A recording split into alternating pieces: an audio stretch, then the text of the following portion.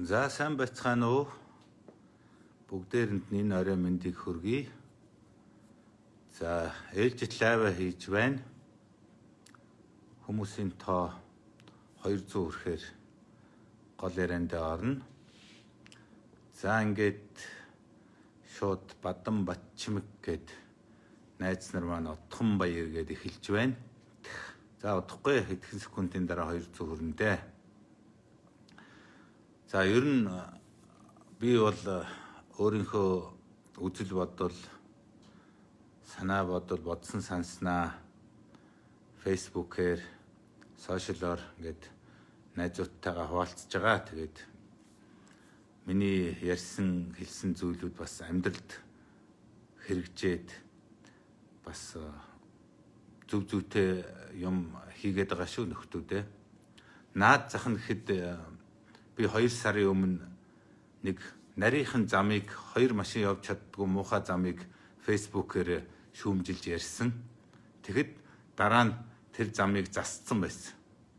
Одоо тэр замыг магадгүй гүн далайгийн зам гэж нэрлэж болно. Хэрвээ тэр гудам, тэр 200 м гудам нэргүй болвол бас ийм сайн зүйл хийж байна. Шахмал түлшний талаар би маш их ярьсан. Шахмал түлшийг 50% өнгөө болгочлоо. Нөхөн олгорын талаар би зөндөө ярьж байгаа. Энэ бас явагдаад хийгдэх байх гэж бодож байна. За миний нэг ярьсан зүйл бол энэ дэлхийд байхгүй 21 хоног гэж би ярьсан. 21 хоногийн тусгаарлалт.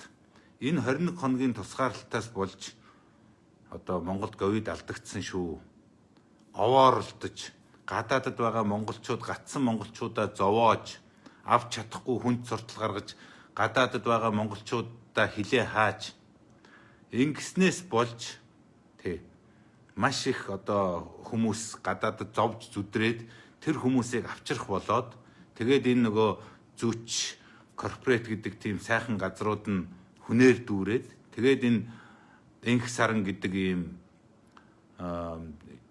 дүүшин нийтийн дүүштэй ийм газар тэгээд тэнд нь гадаадаас ирсэн тирийн жолоочийг авчиж хийгээд тэрэнд нь байсан өвчнгүй хүмүүс гадаадаас ирсэн солонгосоос ирсэн өвчнгүй хүмүүс тэр ковид тусаад ингээд тэрийгэ мэдэхгүй гадагш нь алдаад ингээд Монголд дотоодод ковид гарсан шүү. Энэ бол тэр дэлхийд байхгүй 21 хоногоос болсон. Энэ бол үнэхээр энэ эрүүл мэндийн яамныхны маш том алдаа. Ковид дотооддоо алдсан явдал бол эрүүл мэндийн яамныхны алдаа. Тийм учраас энэ алдаанд хариуцлага хүлээж эрүүл мэндийн сайд мөнх сайхан гэж нэг тэр мулгуу нөхөр зайгаа тавиад огцрох ёстой. За дээр нь нэмээд хэлэхэд энэ бүгдийг гардан хийж байгаа тэр Порчиг Нямхүү гэдэг нөхөр байна. Би бол байнга хэлж байгаа шүү дээ. Порчиг гэдэг үгийг би өгөөгүй шүү. Тэр нэрийг болвол тэр Порчиг Нямхүүтэй хамт хулгай хийж исэн хулгайч нар нь найз нар нь өгсөн юм байгаа. Ингээд энэ Порчиг Нямхүү гэдэг чинь хулгай хийж байгаад баригдаад цагдаад ингээд хэрэг мэрэг нь энэ цагдаад байж идэг ийм хүн байхгүй юу? Тэгээ би бол үннийг хэлж байгаа шүү. Хулгайч бол хулгайч. Өчигдөр байв, уржигдөр байв тэр Улаанбаал гэдэг нэвтрүүлгээр ороод өрөвдүүлэх тийм юм яриад нөгөө л хулгайч зангаараа худлаа яриад ингээд явж байгаа юм байна лээ шүү. Тийм учраас би одоо ч гэсэн энийг хэлье. Хулгайч, Порчиг, орон байрны Порчгоор ордог Нямхүү чамаас болж Монголын ард түмэн ковид алдаж гадаад байгаа хүмүүс гацаж чиний энэ хулгай ловрийн 21 хоногоос ч болж чиний энэ хулх онцлуураас ч болж чиний энэ муухай ажлаас ч болж монголчууд өнөөдөр бизнес орлого бүх юмараа хохирж байгаа шүү. Энэний буруутан болвол Нямхүү тэр Амсэлма гээд нэг зөнөг тэр хэн блэ наран гэрэл үлөө нэг юм бас нэг мулгуу хөөхөн байна. Таарсан мулгуунууд энэ хідэн нөхдүүдээс болж байна. Дээр нь тэр ёстой нөгөө ухаангүй ноён мөнх сайхан гэж сайд байна. Урагшгүй албат гэн хулгайч нөхдүүд байна.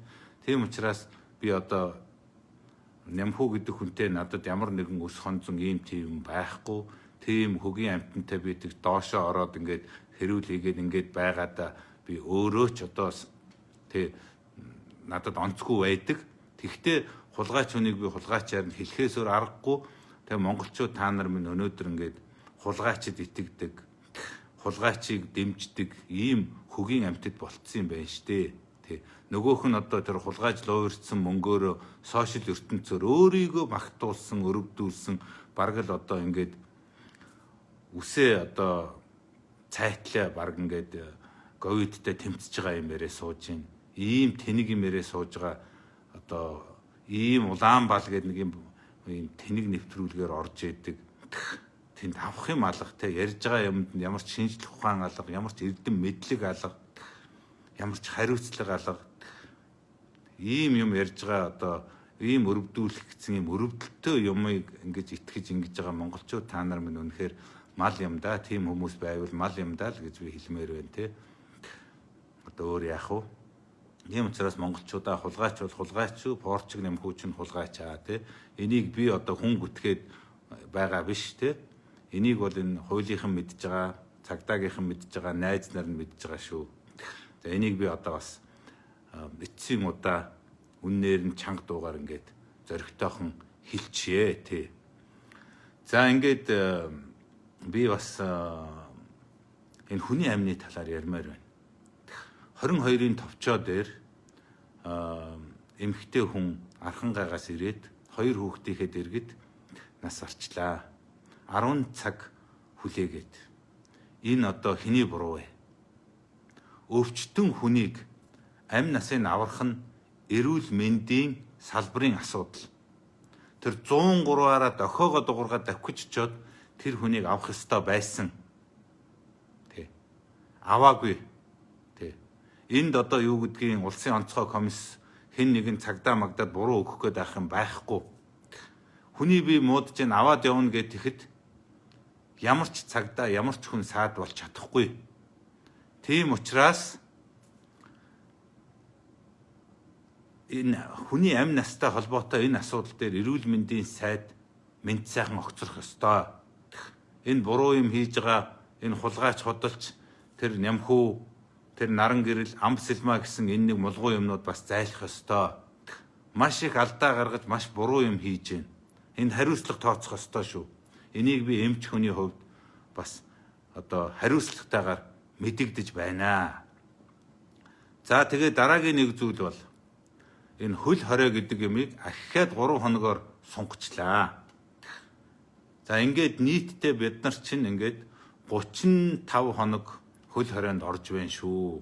Тий. Хатуу хөл хоройнд. Тий. Тэгтээ бас дундуур нь ингээд маш замбраагүй юмнууд их үүсэж байна.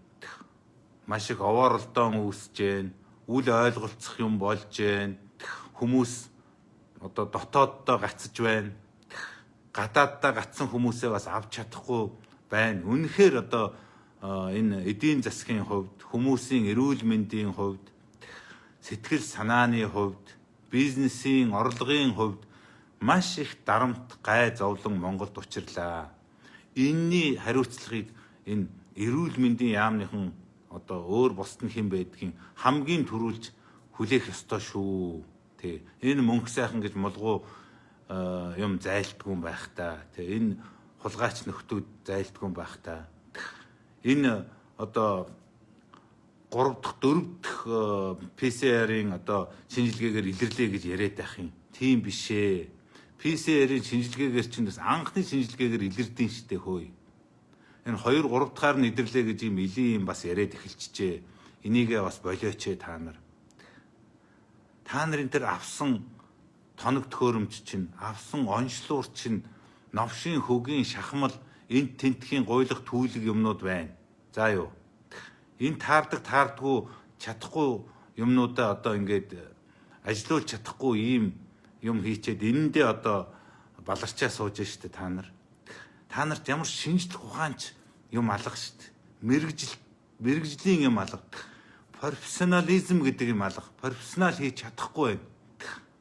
Тийм учраас одоо энэ одоо чадахгүй байгаа хүмүүсийг сольж зайлуулах хэрэгтэй, хариуцлага тооцох хэрэгтэй шүү.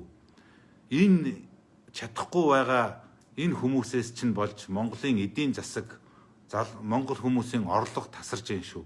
Одоо бид нар чинь баг өнгөрсөн 2 сараас эхлээд хамаг юм хаагаад энэ сургууль мургуулаа хаагаад энэ ардын хүүхдүүд чинь тэнэг болж дүүрчээ. Угаасаа ч олигтой боловсралтай юм биш. Тэ. Дээр нэмээд энэ хамаг л одоо юу гэдгийг одоо юмнуудаа дотооддоо нэг ширхэг одоо кейс буюу одоо коронавирус байхгүй байхад хамаг юм хаагаад одоо бүхэл одоо хаваржин зунжин юм болсон шүү дээ. Тэ? Тэгж байгаад энэ Энх саран гэдэг газрын бохир усны хоолоогоор Монгол улсын бүх төсөв, монголчуудын бүх орлого, бүх одоо бизнес урсаад хог руу бохироор нь урсаад явчлаа шүү дээ. Тэ? Ингэж одоо бид нар 30 хэдэн хоног одоо хөл хорионд сууж шүү дээ. Энийний хохирлыг хэн төлөх гээд байгаа юм? Хэн хариуцлага хүлээх гээд байгаа юм? Тэ? Шахмал төлшөө өнгөө болгооч, цахилгаанаа өнгөө болгооч. Энэ банк ус санхүү, тэгээд ломбард, за банкны зээлийн хүүгээ энэ улс одоо 6 сараар тэглээч. Тэгээд дээр нь сая төгрөгөг ард түмэнд компенсац хий. Нөхөн олгуур өг. Үйл хөдлөлийн хөрөнгө татварыг 0 болго. Цахилгааныг 0 болго, дулааныг 0 болго 6 сараар. Газрын төлбөрийг 0 болгооч. Ард түмнийхээ амьдралыг, хүмүүсийнхээ амьдралыг тэгж харж үзэлтэй. Тэ. Тэгээд чадахгүй нөхдүүд үнэхээр тэнд дээр гарчаад хүний аймаар хүртэр тоглож шít. Тэ. 103 давхижчаал авах хэрэгтэй шít тэрийг. Хүний аим гэж юм үнгүү болцсон, хүнд суртал гэдэг нь тийм аймаар болцсон газар руу. Энэ олон хот хөдөөгийн хүмүүс одоо сая бүтэн сар зовж зүдэрцгэлээ шít. Хот гадаадд байгаа монголчууд авахгүй байгаа шít. Ийм улс энэ дэлхийд байхгүй шít. Одоо баг бүтэн жил болох гэж яхад гадаадд ингээд хэдэн мянгаараа гаццсан байж шít. Монголчууд нь цөөхөн хэдэн монголчууд бие биенээ зовоож ингэж байж идэг. Ийм юм ер нь хаана байна? Ийм улс энэ дэлхий дээр байхгүй шít. Ийм болгосон эрх баригчид, ийм болгосон хүмүүст яагаад хариуцлага тооцдгүй юм бэ? Яагаад монгол хүмүүс гэж ийм өөдгөө худалч хулгайч өөрчм болцсон ингээд өөдгөө ийм дарлуулсан ийм амтэн болцгооцсон юм бэ? Яагаад эн чин энэ дээр санаа бодлоо хэлж эсэргүүцэж тэмцэж тий нэг нэгийг хамгаалдаггүй юм бэ? Тий. Хувь бодод довоо шарлуулсан ийм Монгол зан, новшийн зан бол одоо үнэхээр энэ монгол хүн бол энэ дэлхийн одоо хамгийн өөдгөө хүмүүсийн нэг байна шүү дээ. Юун Илэнцгийнхэн тэр IQ, юун Илэнцгийнхэн Чингисийн Монгол байхгүй шүү дээ. Ядуу, зүдүү, дорой, хөгийн новшийн ийм тэмцэж чаддгүй нөхдүүд болсон байна шүү дээ. Тэгээ би энэ монголчууд хэлээд байгаа. Монголчуудаа тий. Энэ миний үг биш шүү. Тэмцэдгүй ард түмэн хөгждгүү маа гэж. Бид нар тэмцэх ёстой шүү. Над чиг ингэж үгээ хэлэх ёстой шүү. Санал бодлоо илэрхийлэх ёстой шүү. Болохгүй юмыг хэлж явах ёстой шүү дээ, тэ? Юунаас нь айдгийн, тэ? Тийм учраас нөхдөө энэ их Монголыг доромжиж, дарж гүйцээж байгаа энэ муухай юмны эсрэг тэмцээч ард түмээ, тэ? За би тэгээд санал бодлоо хэлж бараг дуусчихэв. Бас энүүгээр далимдуулаад би бас нэг юу гэдгийг азтан шалгаруулад байгаагаа бас давхар шалгаруулчих гэж бодож байна шүү. За ингээд 8 азтан шалгаруулна. Одоо энэ явж байгаа энэ лайвыг одоо лайк дарна. За тэгээд 3 найзаа одоо комментээр меншн хийн. 5 паблик групп руу шеэр хийн. Тэгхийн бол би 3 хоногийн дараа 8 азтан шалгаруулна. Азтан болгон 100 мянган төгрөг авнаа. Тэгэхээр зөмөрөө сайхан санаа бодлоо солилцъя. Сайхан азтан болцгоё. Ингээд 8 азтан 100 мянган төгрөгийг 3 хоногийн дараа шалгаруулна. Тийм учраас та нар минь шеэр хийгээрэй. 5 паблик группт